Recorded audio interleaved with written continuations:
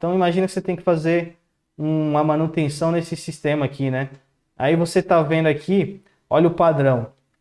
Nome da classe sempre começando com letra maiúscula. Você sabe, bater no olho, você sabe que aqui dentro você vai encontrar uma classe ave. E é exatamente isso que ele está te devolvendo, uma classe ave, tá? E aqui dentro você está encontrando um desafio, ou seja, ele não é uma classe, ele tem alguma outra implementação diferente aqui dentro. Então você consegue fazer esse link mais facilmente, né? Imagina se tivesse tudo aqui, né? Se dentro aqui da classe animal tivesse todos, né? Como é que você saberia onde que vai estar? Fica um pouco mais difícil de você encontrar onde que está a implementação de cada coisa. Porque, inclusive, tem uma função bacana aqui do Visual Studio Code, né? Em vários editores de código aí você vai ter isso, né? Você tem uma função de procurar por arquivo. Então imagina que você encontrou aí, você precisa fazer uma manutenção na classe mamífero. Você vem aqui, né? No nosso caso aqui do Visual Studio Code, é o Ctrl P. Você aperta Ctrl P e você vem aqui, ó, mamífero. Ele já vai procurar onde tem esse arquivo mamífero. Você dá um Enter, já vai diretamente para o arquivo e aqui dentro você sabe o que está a classe. Então é sempre boa prática aí a gente usar um caminho, um arquivo por uma classe por arquivo. Caiu, mas voltou, beleza? Quando eu devo usar a função anônima? O Luca perguntou, né? Você vai usar a função anônima, tem alguns métodos, por exemplo, os métodos do array ali, da classe lista, né? Da classe array do JavaScript. Para você fazer as manipulações, as operações no array, a maioria vai esperar essa função anônima. Então, quando você está usando algum método de algum objeto, né, que obriga você a passar uma função anônima, você vai ter que passar e não vai ter jeito, né, que é o que vai ser executado. Ou quando você está fazendo algum processamento assíncrono. Então, vamos voltar aqui na parte 1, né? Na parte 1, a gente estava lendo os dados do usuário, né, aquela lista de produtos, através do que o usuário digitou. Ou seja, a gente fazia uma pergunta para ele e esperava o usuário responder. Só que o usuário, para ele responder, ele não vai responder na hora que você quer, ele pode responder a qualquer momento. Ele pode executar o programa, ir tomar um café, ir passear com o cachorro, demorar quanto tempo for necessário para ele responder. Então, nesse caso aqui da question, né, ele é usado como um callback, né, que a gente chama essa função anônima, porque é uma função assíncrona, ele pode executar em qualquer momento, o usuário pode responder em qualquer momento. E no momento que o usuário responder, né, apertar um Enter, aí sim essa função ela vai ser chamada para ser executada. Ele não fica esperando o usuário responder para continuar a execução. Ou seja, eu poderia ter outras lógicas aqui no meu programa, aqui embaixo, que seriam executadas independente do usuário ter respondido ou não, entendeu? Muita informação. Esse horário, a cabeça já dá umas bugadas, mas com fé chegaremos lá. Assistir mais umas vezes, fazer junto, que eu acho que vai melhorar o entendimento. É isso aí, Fabião. Tem que fazer mesmo o exercício. Vocês estão conseguindo praticar aí? Quem está praticando aí, fazendo exercício, dá um sinal aqui no chat aí. Quero ver quem é que está praticando, porque tem que praticar bastante, cara. Muito conteúdo aí, toda semana, bastante aula, bastante coisa nova. E a gente quer ver aí se vocês estão conseguindo acompanhar, fazer os exercícios, fazer os testes de vocês aí, fazer os programinhas de vocês. Estão conseguindo acompanhar aí? Tá dando para entender? A linha de raciocínio também está sendo compreensível. É isso que a gente precisa de importante. Se eu não tiver nenhuma pergunta nova aí, eu sigo aqui na parte 3.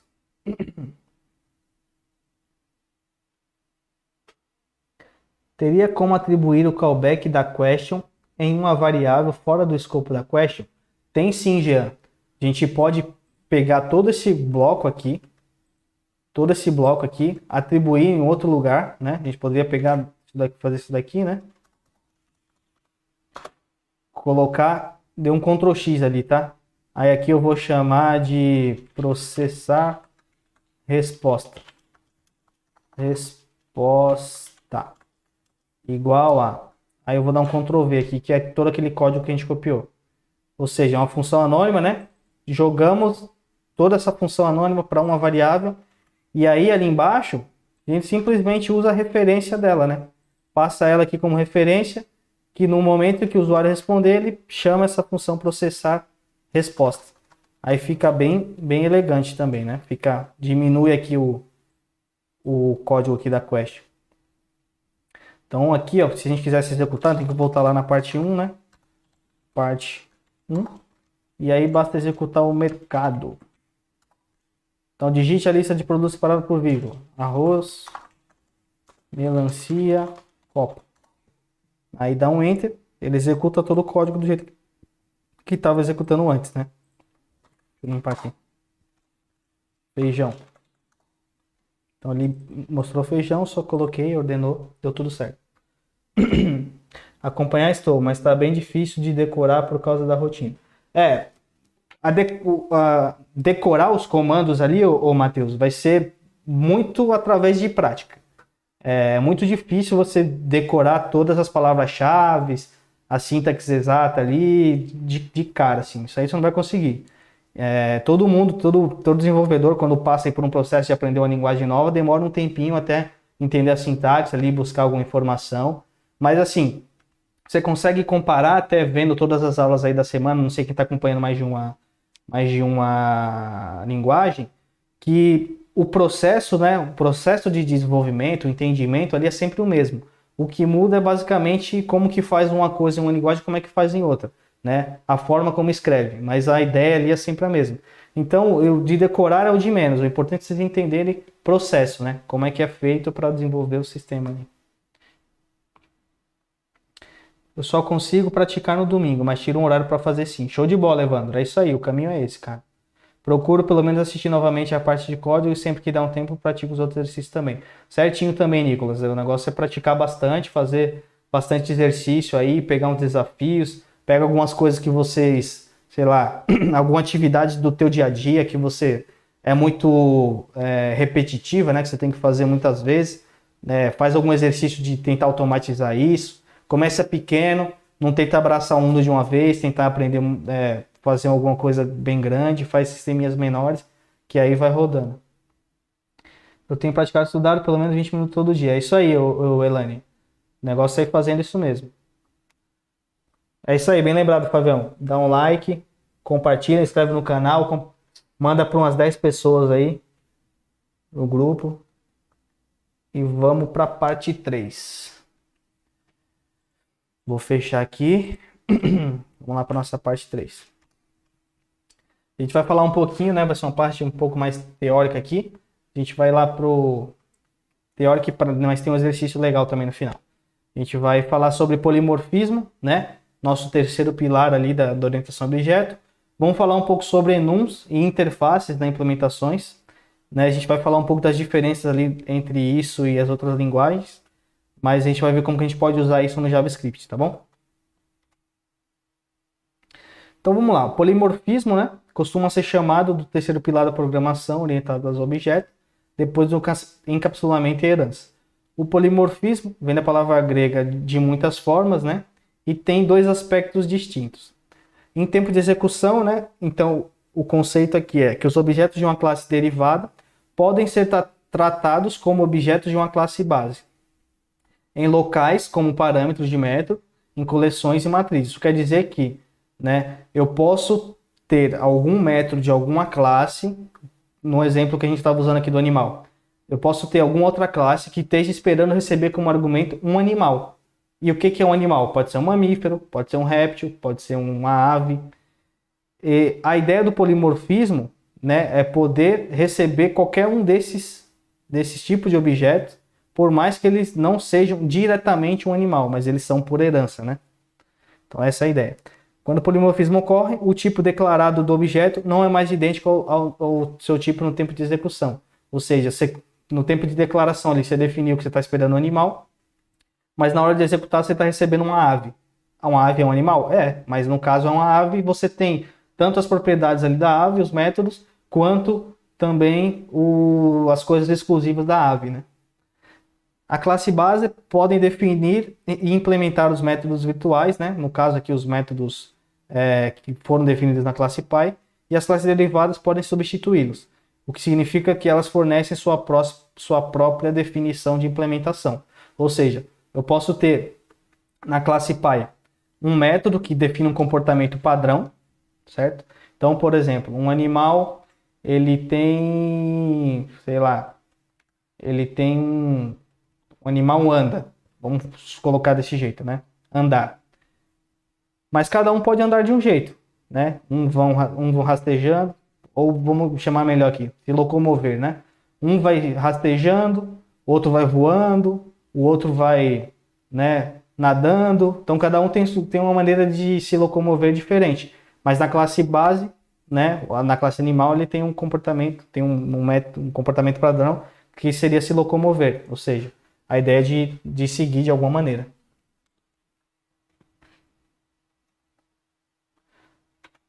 Legal. Aí como que é feito isso, né? Então vamos usar aqui a forma geométrica, né? Então se a gente tivesse uma classe chamada forma geométrica, imagina que a gente tem um método chamado desenhar. Então, por padrão, ele devolve aqui desenhando uma forma. Na classe círculo, que estende a forma geométrica, né, a classe pi ali, ele sobrescreve o método desenhar, ou seja, eu estou definindo o mesmo método, com o mesmo nome, também a mesma assinatura, defini o método aqui na classe círculo. Aí eu estou trocando o comportamento dele para desenhar um círculo.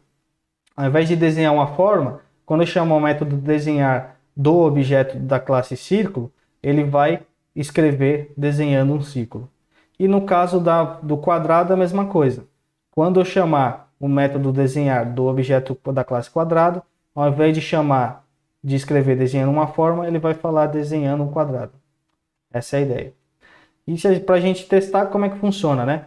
A gente poderia definir ali uma lista de formas, né? Estou definindo aqui uma lista, né, um array, com dois objetos, um quadrado e um círculo. A gente está fazendo um looping aqui, né? Está percorrendo esses objetos, né, essas formas. E para cada forma, aqui dentro dessa lista de formas, a gente está chamando o método desenhar. O resultado disso é que a gente, quando for executar aqui o quadrado, ele vai chamar esse método aqui, né, desenhando um quadrado. E quando for chamar o círculo, ele vai retornar esse valor aqui da classe desenhar. Beleza. E a gente tem, em algumas classes com tipagem forte, como Java, C Sharp, enfim, a gente tem um tipo de dado específico que é o enum, né? No caso do JavaScript, a gente não tem um tipo propriamente dito para a classe enum, né? Para a definição do tipo enum. Mas a gente consegue fazer obter o mesmo resultado, né? Porque o enum, nesse caso, a gente está tratando mais como um conceito do que como um tipo de dado propriamente dito. O que seria o conceito do enum? A gente não ter que ficar replicando alguma informação que é fixa por todo o código.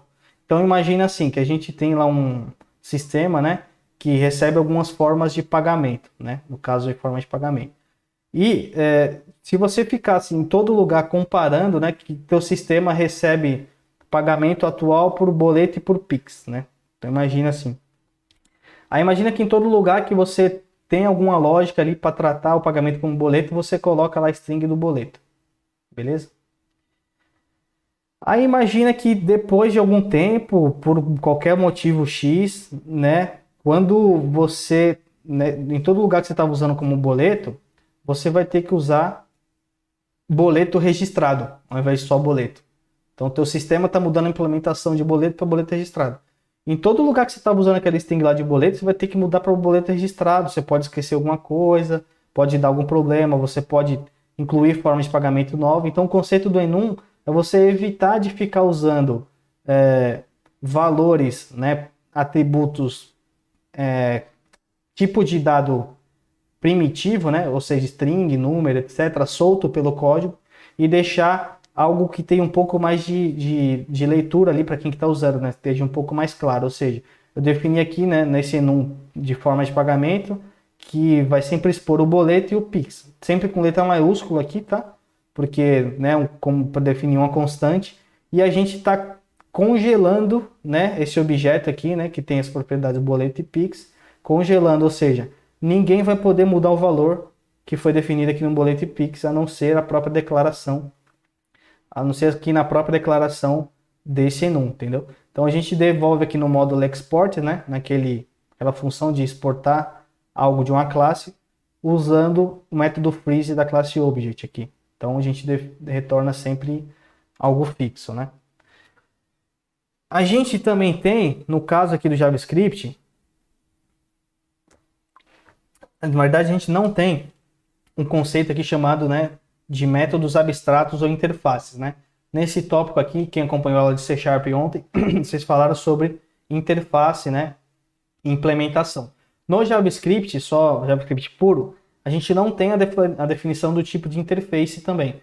Então, como que a gente costuma trabalhar com isso, né? O que é uma interface? Uma interface, ela define um contrato, né? Como se fosse umas regras que precisa seguir aquela sua classe para ela ser considerada, para considerar que ela consegue atender aquele contrato, né?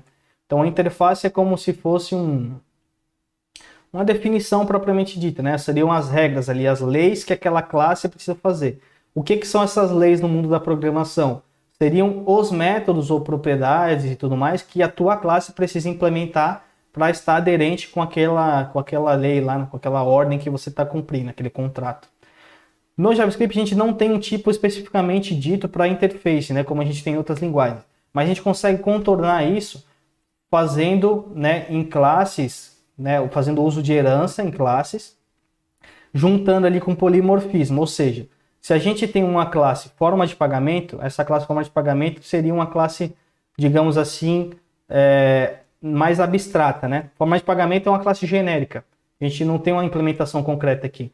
A implementação concreta seria quando a gente fosse fazer um boleto, a gente fosse fazer um Pix, um cartão de crédito. Essas seriam umas formas de pagamento mais concretas, né?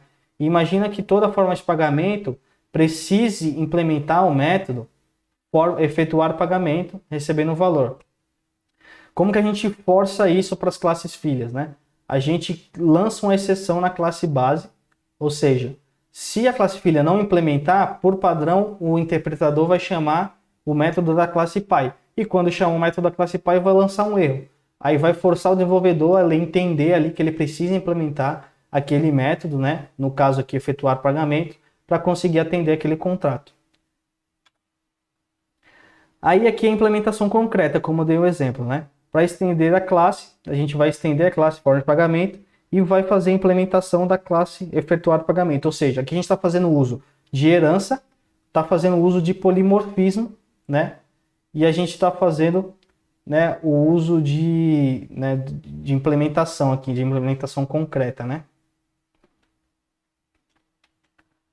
A gente usou a classe, né, usou a herança e usou o polimorfismo e a implementação concreta nesse caso. Então a gente definiu que esse boleto está estendendo da forma de pagamento, que a forma de pagamento está definindo as regras que elas precisam ter e qual vão ser as regras. Vai ser esse método aqui, efetuar pagamento. Se alguém chamar o método efetuar pagamento e não tiver implementado, ele vai dar um erro. Ou seja, a classe boleto precisa implementar esse método. E né, o enunciado aqui é um pouco mais curto para a gente ir lá na prática, né? Então vamos lá, vamos fazer um programa, criar umas classes, utilizar a questão de polimorfismo e enumerações, né? Qual que é o nosso programa, né? A gente precisa escrever um programa que vai receber a forma de pagamento e o valor, e de acordo com a forma de pagamento, vai efetuar a compra utilizando o meio de pagamento correto. Beleza? Então vamos lá para o nosso VS Code. Vou criar uma pastinha aqui da parte 3. Vou criar aqui um arquivo já do desafio. E vamos definir nosso enunciado aqui, né?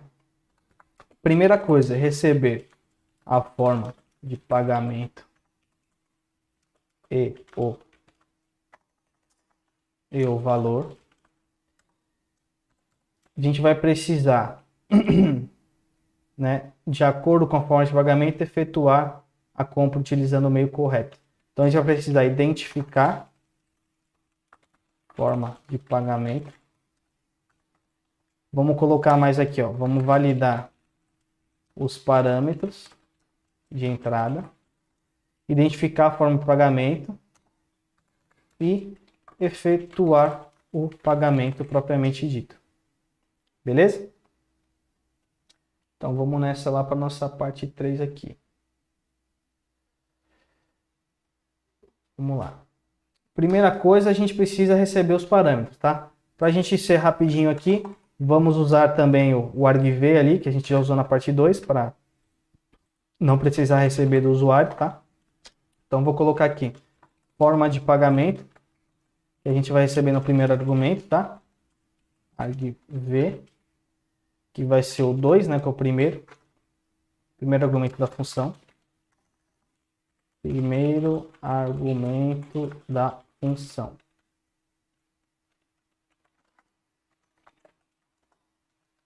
E depois a gente vai receber o valor. Const valor.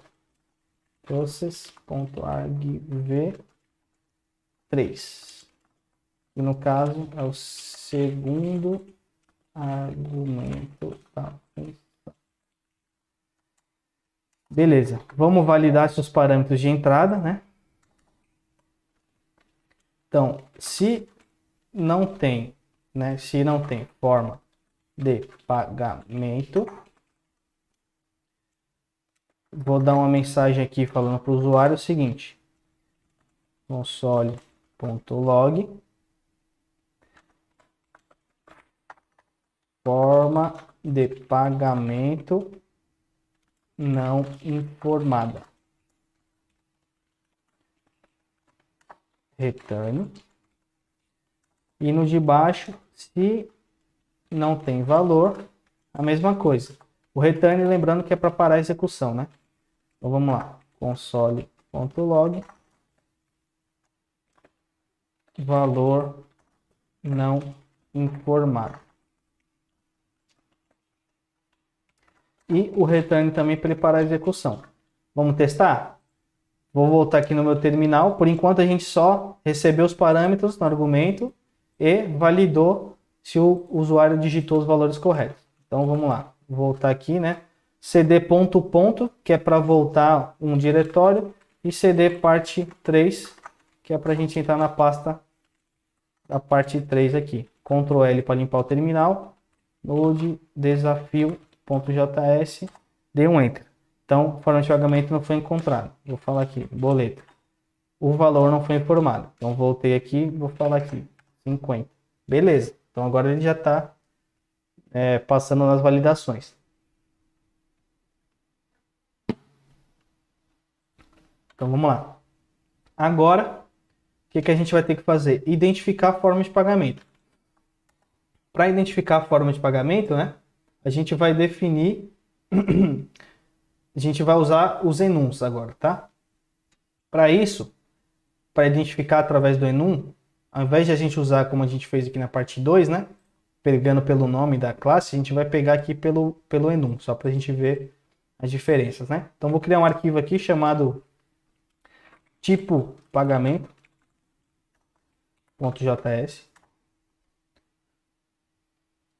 Beleza? Aí aqui a gente vai escrever assim, module.exports. Por que já estou escrevendo módulo exports na primeira linha? A gente pode fazer já a declaração aqui do que a gente precisa do nosso enum, já retornando, né, no arquivo o próprio objeto. Poderia fazer separado ou poderia fazer tudo junto, tá? Só estou colocando aqui para a gente ver as diferenças. Então a gente vai usar esse objeto aqui, né? O nome dele é object mesmo, é um objeto global aqui do JavaScript também. Ele tem esse método freeze, né? Que ele bloqueia, né? Ele bloqueia modificações nas propriedades desse objeto que a gente está definindo aqui dentro no argumento. No caso, a gente vai esperar duas formas de pagamento: boleto e Pix. Aí o valor aqui pode ser qualquer coisa. Estou definindo letra minúscula, tá? O boleto aqui, que é como que a gente vai acessar a propriedade. Beleza, definimos o nosso enum, tá? Então isso aqui, definição do enum. Beleza. Aí aqui, a gente, para fazer o uso, né, do enum, a gente precisa importar ele lá em cima, né? Então vamos lá. Importar o enum. Const tipo pagamento é igual a require ponto barra tipo pagamento. O ponto barra, né, para fazer a importação do arquivo que está no mesmo diretório. Legal. A gente vai ter que identificar a forma de pagamento, né? Então a gente tem duas formas de pagamentos disponíveis, que é o boleto e o Pix. Então, o que a gente tem que fazer aqui? Uma verificação, né? Se a forma de pagamento o usuário digitou, né? Vou colocar aqui, vou até fazer um to lowercase. For igual. Na verdade, se for diferente, né? Se for diferente de boleto, né? Que é o tipo pagamento ponto boleto. Ou seja, se a forma de pagamento que o usuário digitou for diferente do tipo pagamento boleto, vou forçar aqui também um to lowercase, só para a gente ter uma comparação com as strings no mesmo tamanho, né? Se for diferente de boleto, e a gente também vai ter que verificar se ela é diferente de Pix, certo? Para ficar mais fácil o entendimento aqui, eu vou separar essas verificações em duas variáveis. Então, vou colocar aqui a primeira condição, né? É diferente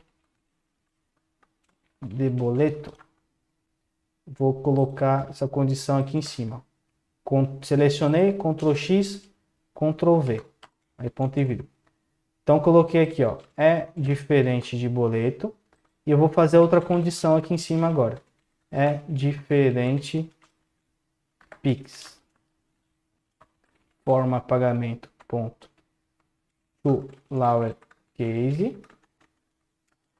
O diferente de tipo pagamento ponto Pix ponto to lowercase. O que a gente está fazendo aqui? Estamos fazendo as duas condições, né? Verificando se é diferente de boleto, verificando se é diferente de Pix. Se for diferente de boleto, né, o end, né? E é o ezinho comercial. 2 ezinho comercial quer dizer que é o end.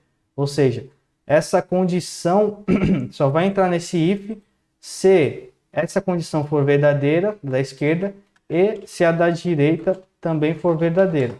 Então, se as duas forem verdadeiras, ou seja, é diferente de boleto e é diferente de Pix, a gente vai falar para o usuário que a forma de pagamento que ele definiu ali é inválida. Forma de pagamento inválida. Legal. E vou dar um return aqui embaixo.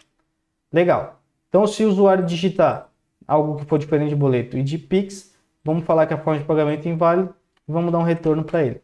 Vou colocar aqui, ó, débito. Opa, débito 50. Forma de pagamento inválida porque ele não reconheceu o débito como uma forma de pagamento. Mas agora, se eu digito boleto, ele passa, não dá mensagem nenhuma. E se eu digito Pix, ele também passa, porque o Pix também é uma forma válida. Legal. Agora, a gente precisa efetuar o pagamento propriamente dito, né? A gente já fez ali a verificação, né?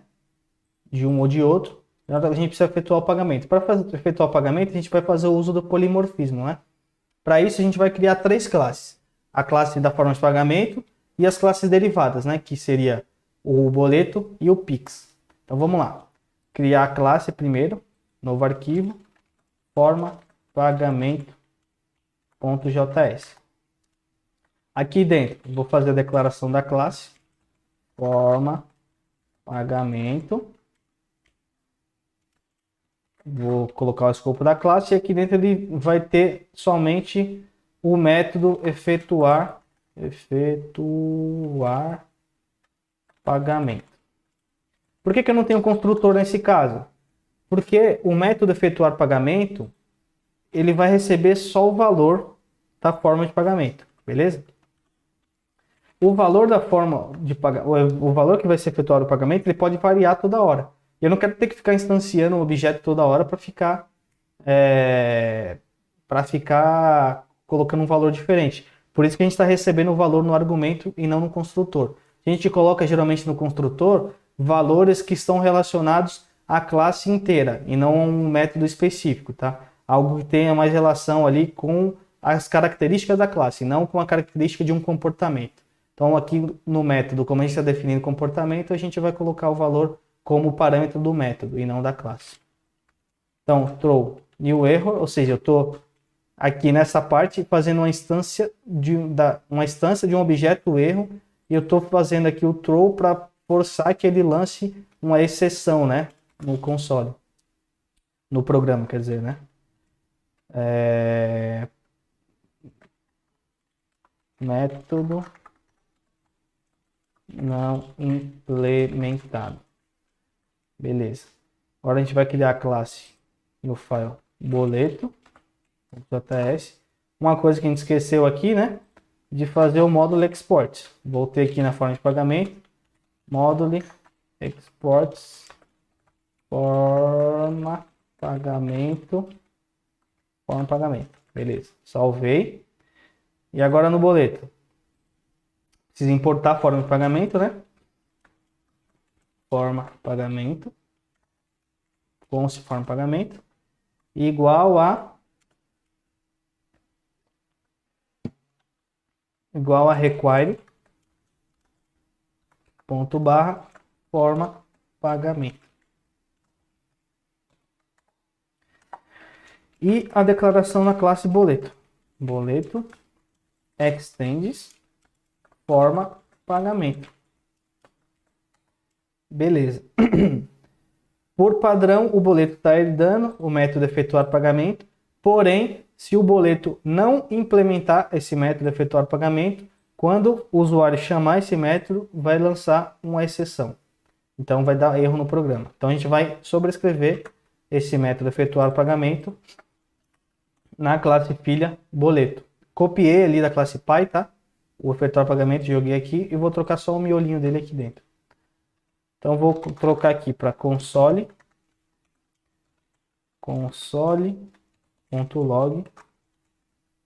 Vou tirar essa mensagem também. Vou falar aqui, ó. Efetuando pagamento de RS valor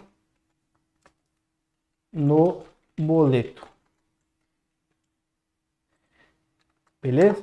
Console log, e no final aqui vou usar o módulo .exports igual a boleto. Exportei o boleto, show de bola. Agora a gente precisa fazer a mesma coisa lá para o Pix. Então vamos lá, vamos criar um arquivo aqui do Pix.js. Vou copiar o conteúdo aqui da classe boleto, tá? Vou pôr um pouquinho mais rápido. Copiei, né? Selecionei tudo, copiei aqui, vou jogar no Pix. Aí eu vou trocar aqui o nome da classe, tá? Pix. E aqui eu vou exportar o Pix. E aqui efetuando o pagamento tal no Pix. Só isso. Legal. Então aqui, efetivamente, é o polimorfismo, né? A gente pegou o método da classe base, sobrescreveu. Então, os métodos sobrescritos aqui nas classes filhas herdarão esse comportamento da pai e teriam a sua implementação específica, né? Então a gente consegue ter essa flexibilidade ali em tempo de execução. Beleza. Aqui no desafio agora a gente precisa efetuar o pagamento. Para isso a gente precisa identificar a forma de pagamento, né? A gente fez a validação aqui, né, se é diferente. E a gente, na verdade, vamos jogar isso aqui para baixo, né? Identificar a forma de pagamento. Vamos lá, vamos pensar na lógica melhor aqui para não ter que fazer duas vezes essa condição, né? Vamos fazer assim, ó. Aqui em cima eu vou definir uma variável let chamada assim, ó, objeto, tá? Objeto forma pagamento. Só a declaração da variável, beleza. Aí agora a gente vai fazer assim, aqui embaixo. Se vou jogar esse é diferente de boleto aqui para cima, tá? Cliquei na linha, deixei o cursor na linha, segurei o Alt e apertei setinha para cima para mover a variável, tá? A linha toda, tá? Na verdade aqui eu vou colocar assim, ó. Vou tirar o diferente, vou falar assim, é boleto? Aí eu vou trocar a verificação aqui para, ao invés de ser diferente, ser igual. Ou seja, se a forma de pagamento for igual a boleto, né? Digitou boleto ali. Aí vai entrar aqui nesse if. É boleto? vai virar a condição desse if. É boleto? Aqui dentro desse if, se for boleto, eu vou pegar aquele objeto,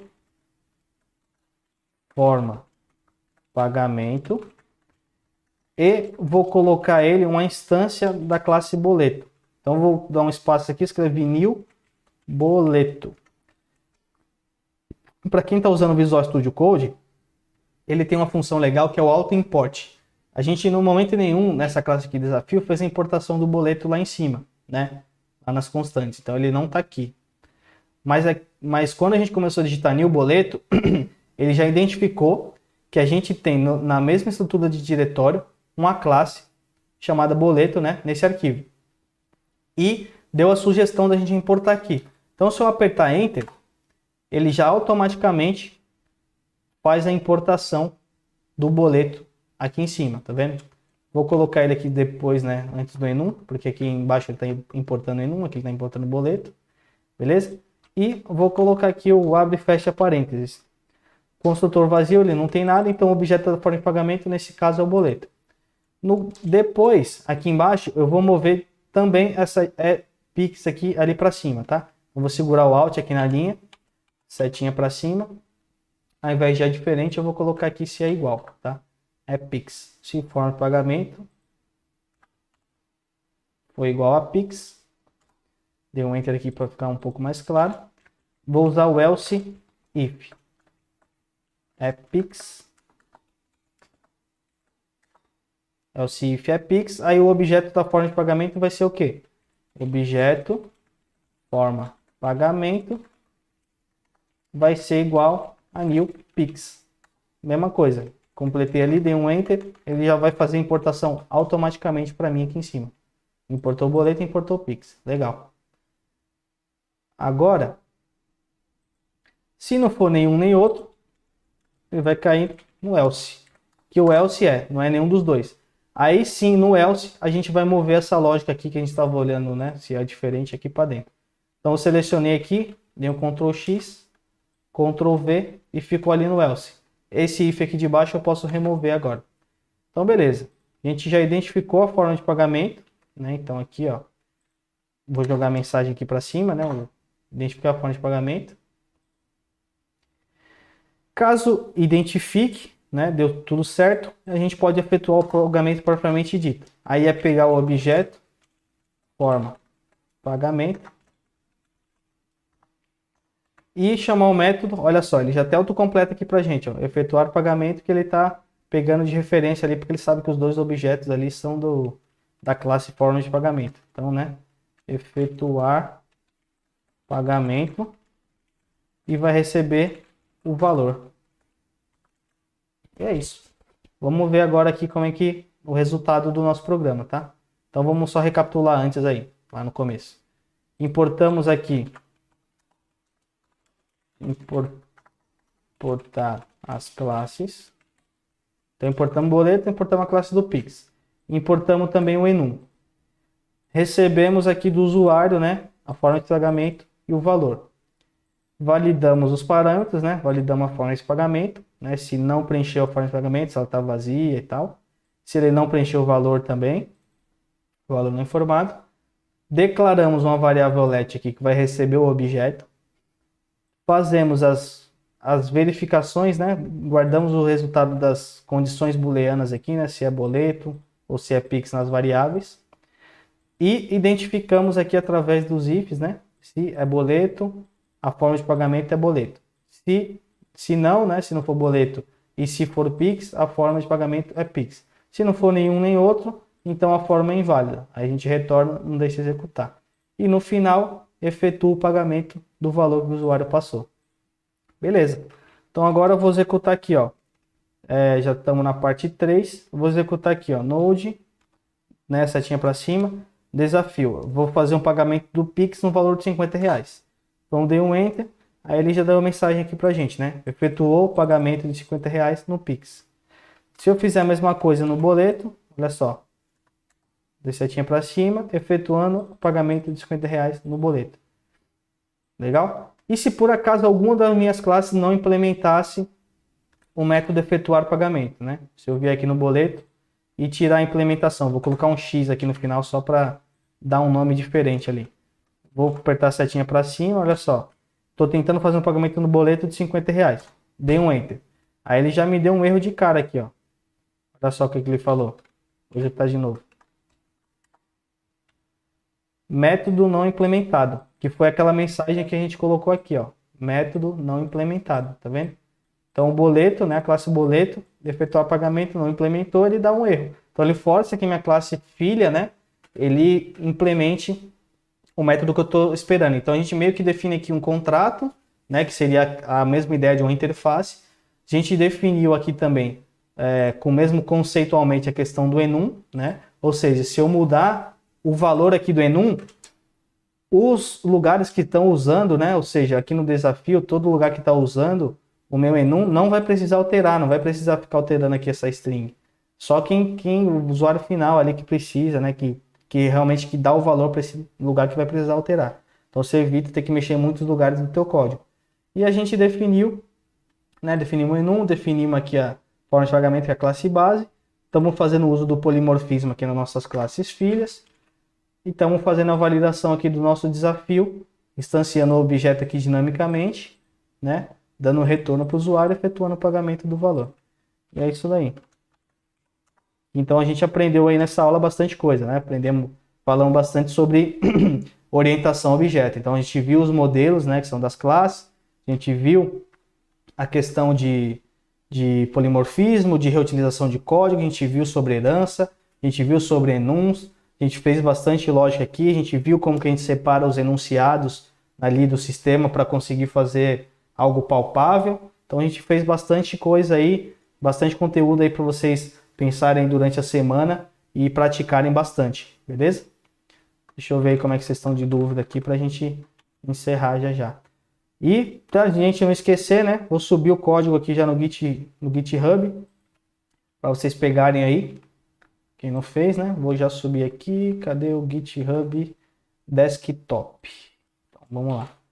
Aula 3JS. Classes e objetos. Vou fazer um commit e vou fazer um push. GitHub Desktop aqui, né? O programinha da interface do Git, para quem não conhece. Já subimos e vamos lá. Vamos ver aqui como é que a gente está de perguntas aí. Informação, teria como ter o callback, beleza. Se eu consigo praticar, não esqueça de dar o like, é isso aí.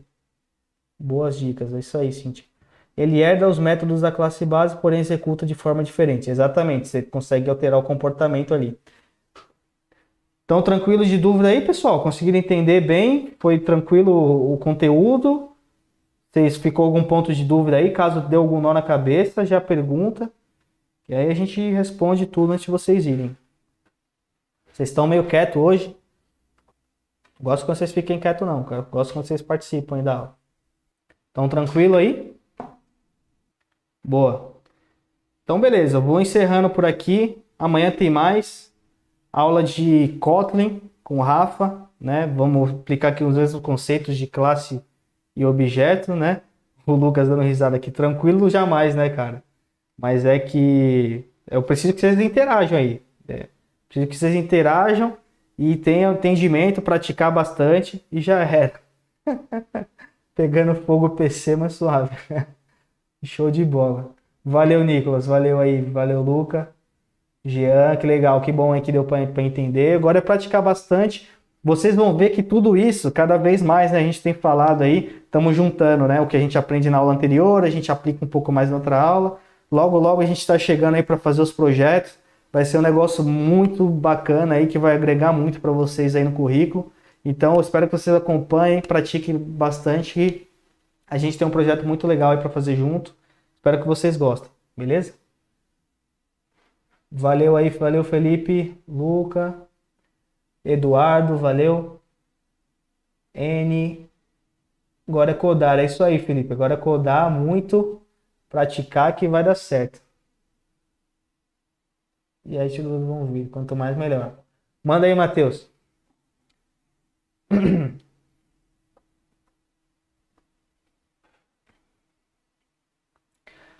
como vai ser as aulas de projeto? A gente vai fazer junto? Isso, exatamente. A gente vai fazer, a gente tem um, a gente já definiu o escopo, já definimos o layout ali tanto do aplicativo quanto da versão web. E a gente vai fazer junto com vocês aí. A gente vai começar fazendo a camada do back-end, né? Depois a gente vai fazer ali, provavelmente a camada web. Por último, a gente vai fazer a parte do app, né? Então a gente vai fazer a nossa API, né? A gente vai fazer a API ali onde vai servir os dados para o front-end. Front-end, né? A parte web ali do site vai consumir os dados. E a gente vai ter um aplicativo também no mesmo esquema que a gente está fazendo aqui das linguagens. Então a gente vai ter ali, durante a semana, né? A gente vai ter aula quando for do back-end. Vai ter aula de Node, né, para a gente fazer API, vai ter aula do Python para a gente fazer API, vai ter de Kotlin e vai ter de C Sharp. O front-end a gente vai usar Vue.js, a gente vai usar o AngularJS, o Angular TypeScript, né, que é a versão mais nova aí, se eu não me engano é o 9. E a gente vai usar o React também no front. E na parte do app a gente vai ter aula de Flutter, a gente vai ter aula de React Native e de Kotlin com Android. Vai ser muito top, é isso aí, cara. Enquanto não chega o projeto, vocês têm algum projeto de console para ir treinando? Valeu, valeu, Israel. Cara, tem. Pô, você pode fazer de qualquer coisa, né? Se você pegar na internet, na época da faculdade, se não me engano, eu pegava na internet, assim, desafios que você pode fazer. Então, tipo assim, cálculo de MC, fazer uns cálculos de alguma coisa, receber algum input aí, fazer alguma lógica, fazer alguma lógica tipo de pegar em alguma base, né? Base mocada, né? Você pode fazer uma lista para ir trabalhando com as listas, né, com aqueles métodos de lista, o find, o filter e tudo mais. Você pode mostrar algum dado aí para ficar printando na interface do usuário, né? Pode fazer uma porrada de coisa, né? Mostrar, perguntar como que está o tempo, retornar alguma informação aí dependendo da hora, brincar um pouco com a questão de data, né, do sistema. Quando a gente mexe com o objeto de data ali, ele é uma coisa que abre bastante possibilidades também. Bastante coisinha dá pra você fazer. Você achar um problema no seu dia a dia e tentar. Exatamente, cara. O melhor é isso mesmo, você pegar algum problema do dia a dia e tentar resolver. Essa é a melhor coisa. Aí, relembrando, né, na aula de lógica que o Rafa fez lá no começo, ele deu diversas dicas ali de sites, né, que você pode pegar para treinar, né? Então ele deu lá no final, lá nas referências, se não me engano, já vai estar lá no grupo do Facebook. Vocês têm lá no final da aula um monte de links úteis lá de alguns sites que eles têm uma interface, né, visual ali através do seu navegador para você ir treinando a programação em si, entendeu? Então vai ser bem bacana aí vocês fazerem um pouquinho todo dia, tal, pega pelo menos um exercíciozinho, tenta desenvolver a lógica, desenvolvendo a lógica aí é tranquilo de seguir. Beleza então, pessoal? Tamo junto então, boa noite aí para vocês, bom descanso, espero vocês na próxima terça, não esqueçam que amanhã e quinta tem mais. Beleza? Deixa um like aí, compartilha com a galera e vamos junto nessa. Abraço.